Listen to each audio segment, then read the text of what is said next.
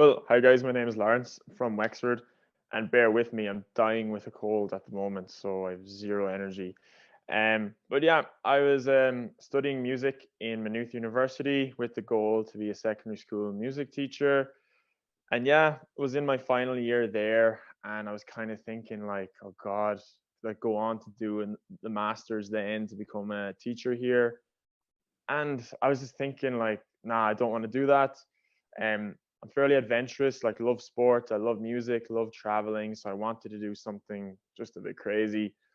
And so I don't know, I was just researching things online, came across TEFL, didn't really know what it was, and then also went to a career guidance counselor in the university, and the first thing he said to me was TEFL as well. So I was like, okay, right, must be faith. So then found TEFL Institute of Ireland, and did the 120-hour course, and I enjoyed it. I actually enjoyed what I was learning, enjoyed what I was studying. It was practical, it was quick to the point as well. Like there wasn't much unnecessary stuff in it, it's like no BS. Did it, and then instantly started looking at where to go. So like I knew I definitely wanted to go to Asia. Just seemed amazing. It was far away from home also, which was a bonus. um, it just the culture there, the people, like the food, everything just like appealed to me. And then when I was researching the countries, like looking at Korea, Japan, China, Vietnam, Thailand, they all looked amazing. Like the scenery, the places you can go. But Vietnam really appealed to me. I still don't know why. Maybe because it's a bit more old school, like it's still a developing country. Um, not many crazy new things in the cities. Like it is like developed enough in the cities, but not like going to maybe somewhere like Seoul or like Shanghai or Beijing, maybe.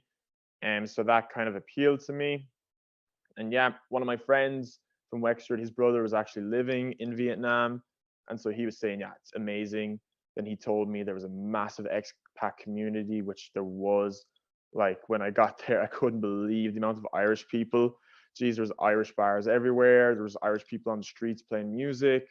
There's just everything. So it was amazing. It was like home away from home in a sense as well.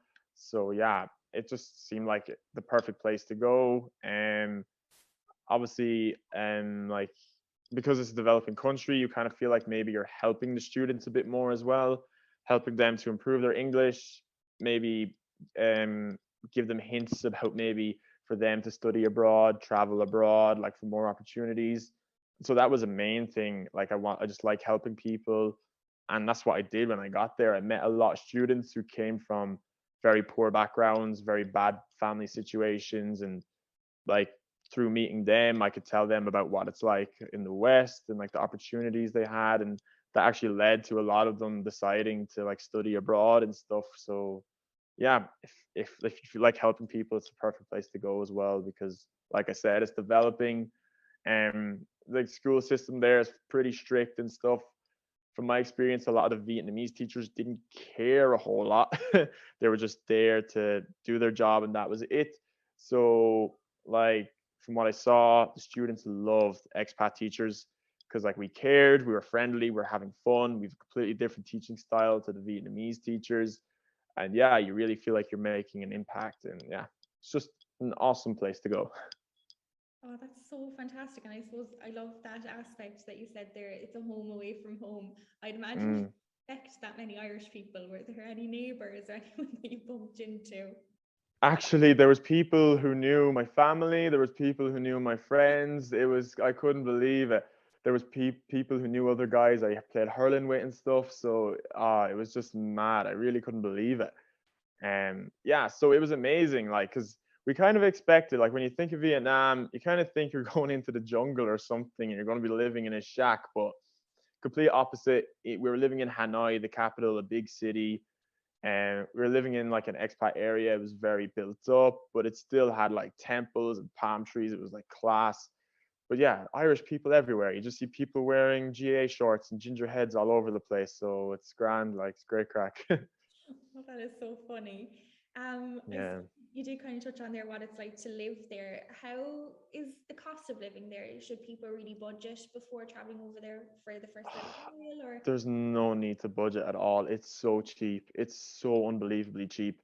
I'd say over the 2 years, I cooked about 10 times for myself. We just eat out every day. Like some days I wake up, if I'm not teaching, just order McDonald's. A Vietnamese lad brings it to me on his bike, and it's just only a few euro. Like it's so cheap. It's crazy. Like even if you want to go out drinking, God, a fiver would do you the whole night, and you probably wouldn't even spend all of it. Like so, yeah, it's amazing. Like myself and three of the lads. So like I made like lots of friends on the internship, and obviously we stayed on after the internship. And three lads that I met on the internship, we decided to get an apartment. We found this amazing penthouse apartment, and it was only like 280 euro each a month for rent. So that kind of indicates how cheap it is over there. Oh gosh, that's absolutely like amazing, really, isn't it? Yeah, I suppose that's kind of a little bit of a shock in itself. I suppose there is such kind of, I suppose, a crisis here in Ireland with the rent and the cost of living. So the fact that you can just move abroad and not need, you know, an incredible amount of savings or anything, and yeah. you could nearly save over there, really. You could like I actually, even though we were there during the pandemic and times are crazy, like I personally saved a lot without even trying. So like I came home in December with a good bit of money. Like obviously, and I didn't plan for that to happen. I expected to come home with not much because I was living a pretty hectic lifestyle, like working, teaching during the day, and then in the evenings, like I play music as well. So I was playing live music in a lot of the bars and stuff over there. And then after that, I'd go to like a nightclub with friends and stuff. So I was spending a lot, but I still came home with probably more money than I ever had. So it was a good sign. Oh, that's so amazing.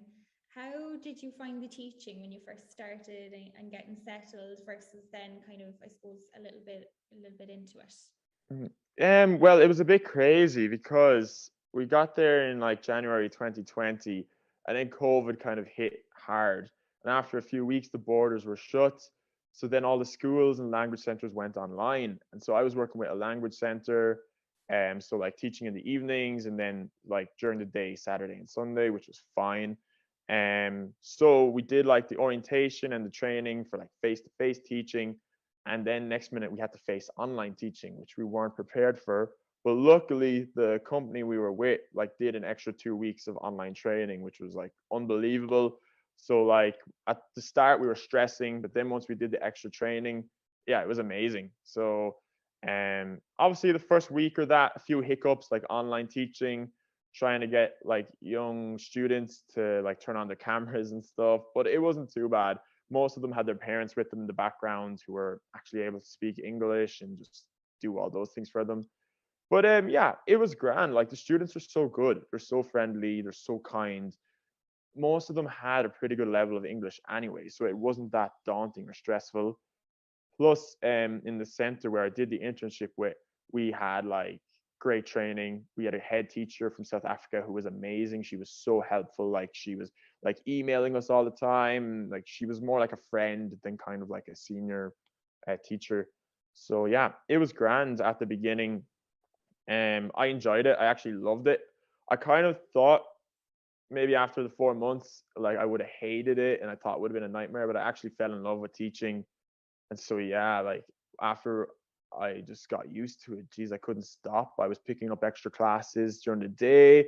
Then once I don't know, got very comfortable, I started looking for better jobs, like higher paying jobs. Then I worked my way into a public school program with like 60 students in the classroom. So like that was like a new challenge I wanted to try. Then like once I felt like I kind of accomplished that and was happy there, I moved to like a private school for primary school students. And yeah, it was amazing. Like I got so comfortable. I ended up loving teaching. And every company that I kind of switched to, they like did like extra training to like make you feel prepared and just like give you like a higher, I don't know, qualification, I guess. So yeah, it was a great journey for any aspiring teachers. Like I love it now. Even since I came home, I've been teaching private classes online with a lot of the students I taught over there, and I've also been doing freelance TEFL teaching for like 1 or 2 week programs. Like, for example, last week I was teaching business English to German students in Kilkenny. And then next week, I'm teaching just general English and Irish culture to Austrian students in Dublin. So it's like basically from starting the internship, it's led to this whole new journey in life and this whole new career for me, which I'm thankful for. Oh, that's so inspiring. So inspiring. And I suppose that support that you had, Mm, your kind of the more senior teachers in school, and then being able to, I suppose, transfer those experiences and that you learned to um to teaching here in Ireland and teaching online and things. It's absolutely fantastic, and we wish you all the best of luck with it. yeah, Last, cheers. last question before you go: have you any Vietnamese that you can share with us? Any phrases? Oh God, yeah, a small bit. So my girlfriend's actually Vietnamese, so she tries to teach me a lot. So like Xin Chao is hello. My favorite one is oi zoi oi, oh my God. So like if you say that in a classroom, if a student does something funny or stupid, if you just say oi zoi oi, everyone just goes crazy. They all start cracking up. So yeah, that's my favorite thing to say. Oh, that's amazing. Thank you so Yeah, much. And thanks. thanks for sharing your story, and for all of our teachers here today. Thanks for taking the time to come and speak with us. I'm sure a lot of our audience